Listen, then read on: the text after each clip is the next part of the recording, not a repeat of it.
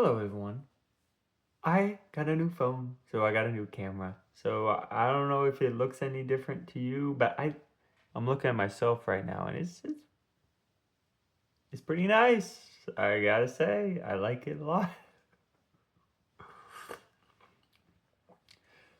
But I want to revisit a topic today, and that's the difference between killing and murder.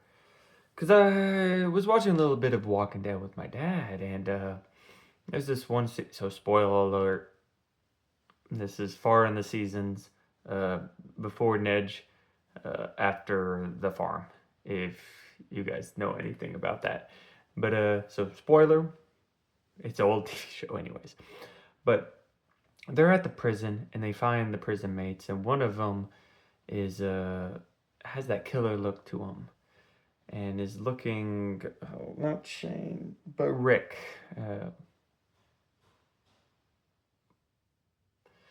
Uh, Looking Rick down, has that killer look. So they're on guard. And then they find a doorway that's locked and they make him open it, this killer look guy. And needless to say, he refuses Rick's order to open one door, not both.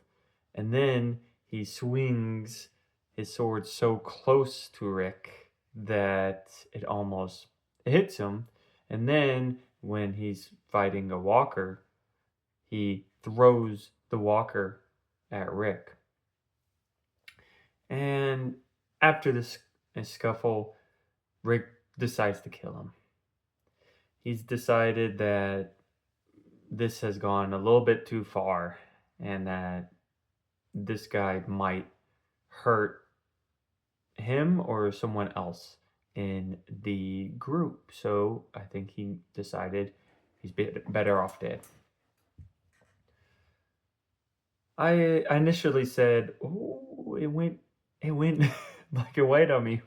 I don't know if it went black and white on you guys, but anyways, initially I said, "Yeah, I would totally have done that myself."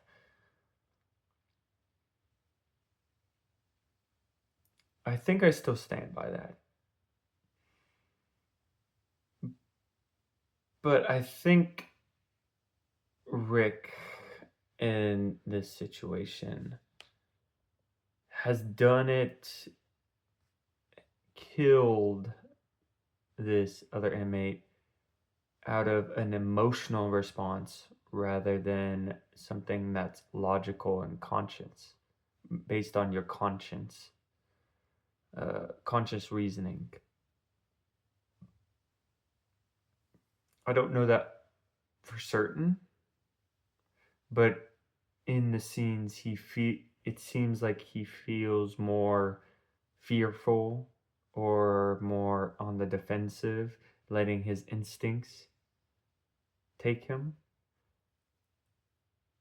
And also, right, what happens right afterwards, where one of the inmates of the four that were there, the killer instinct died. One of the other inmates took off running, and Rick, of course, it's a TV show, but Rick just bolted after him, and then led him into a courtyard where there was a bunch of zombies and locked him in there.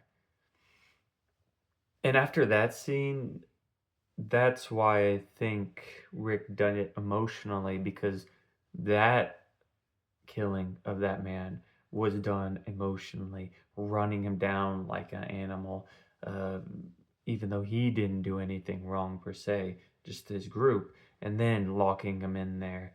Uh, you can see him hardening. So that's why I think that maybe the killing of this man, this Killer Instinct. Let's call him Killer Instinct. Killing of Killer Instinct was done emotionally, and even though I would agree that it is the right choice, I don't necessarily believe it was with the right intentions.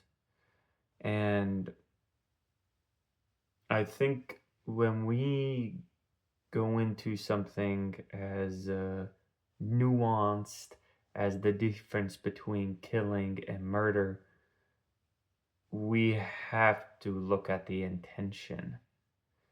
That's what the law does.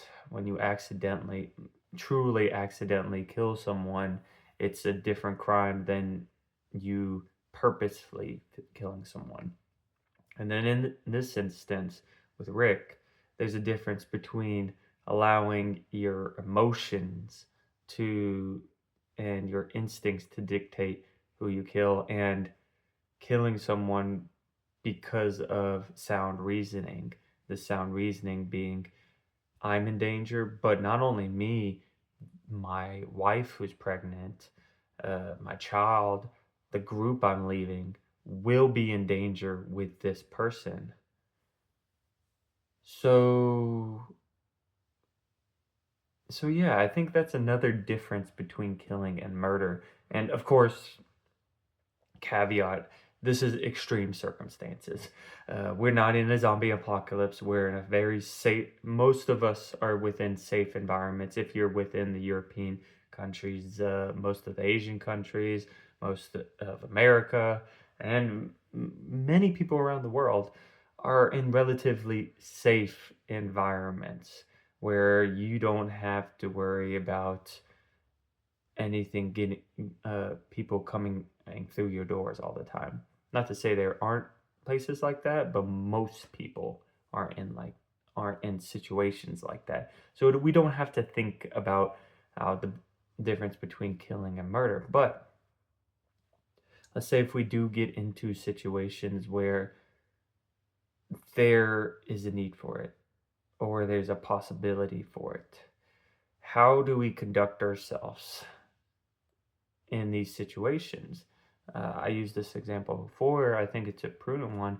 If an armed robber knocks down your door and is about to kill your children, for me, I think that's a enough reason to do the killing of this armed robber. So it's in these situations where it's not so black and white that killing and murder is bad, never kill or murder. I think there's certain situations where we need to think about these alternatives and think about okay, when is it too much? And I think in Rick's case, I think it was just on the border. Just on the border of enough. But I think if it was any less, if that guy did anything less, then it would have been a little overboard. The killing of instinct, I think, was right, but hunting down someone who didn't do anything was only in affiliation with someone else who was a killer, and pretty much killing him in turn is not uh, not of the right intention, and also not I think the right choice morally in this. Um, I think that's beneath animal, because when we think of animals, most of when they kill, they are doing it out of protection of themselves, protection of their children, hungry when they're just starving on beyond belief, or maybe another situation. But so it's all in circumstances where it's in the sustaining of one's life or another's life, being it the cub, the child, whatnot. I don't think it was in this situation. I think Rick would delude himself into thinking that tracking down this person, this, we'll just call him, because he was a black man, so this black man, and into the courtyard and killing him was the right decision. Uh, him to think it was the right decision to protect his family and all that. But there's nothing really leading me to believe that because he had no associate. The only association he had was that he was in the same group with him and he was a prisoner. And yeah, maybe he'd have that killer intent too. But there was no evidence aside from that to make me believe that this guy was gonna turn on us. There's plenty of reasons to believe Killer Instinct would. The way he was looking at Rick, the scene before he shoots at a zombie that's right next, like inch. So the zombie was right. Uh, zombie was behind, but it was close enough to Rick's head that he got a little worried. He swings a machete close to Rick's head. He disobeys his order and makes it so a chaotic environment where anything's possible. And then he throws a zombie at Rick. I think that's enough evidence to say, okay, this guy's trying to kill me. But there was nothing else for this other black man. And there was no evidence that he was trying. He was just scared. He just saw one of the prison mates get his head caved in, and well, rightfully, he thought it was gonna happen to him, so he fucking booked it. So in that instance, if I was in my right mind, because I don't know how I would react in that situation, I can tell you intelligent, instinctual, not intelligent, intelligently what I would do by reason. But whenever you're in a situation, a lot of times you're not governed by your reasoning. You're governed by the behaviors you've accumulated and cultivated over your life, and also the instincts that you've cultivated. So that's one reason why I do these videos and think about these topics, because it's these small actions during a lifetime that help you, not necessarily talking about how the topics, be at the carrying out of the topics. So something like courage, for example, also how you become more courageous is you continue to do courageous things, like talking in front of people about hard issues. So it's similar to this, even if we're only thinking about the killing difference between killing and murder, or and here at least we're visualizing it. At least we're are trying to tackle the issue so that when it does come up, maybe we're better prepared. It won't ever prepare you. Nothing will prepare you for taking another person's life, but at least thinking through these issues, seriously considering them, and understanding, well, death, and just being aware of death, of reminding yourself of death all the time. For me, I have a countdown to my death.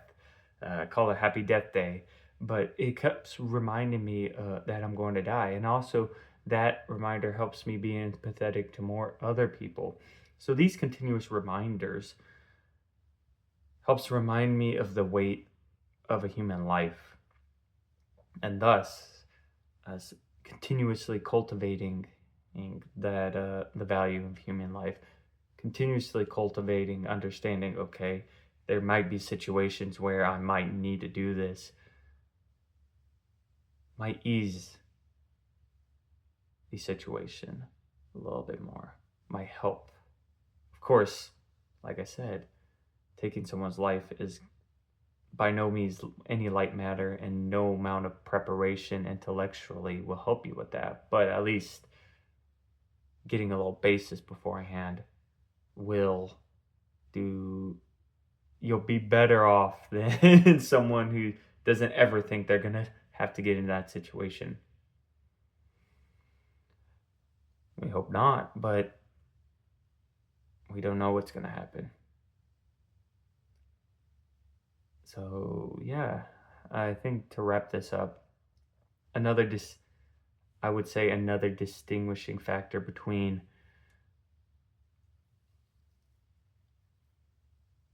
killing and murder is, one, are you doing this out of emotional reasoning or intellectual reasoning?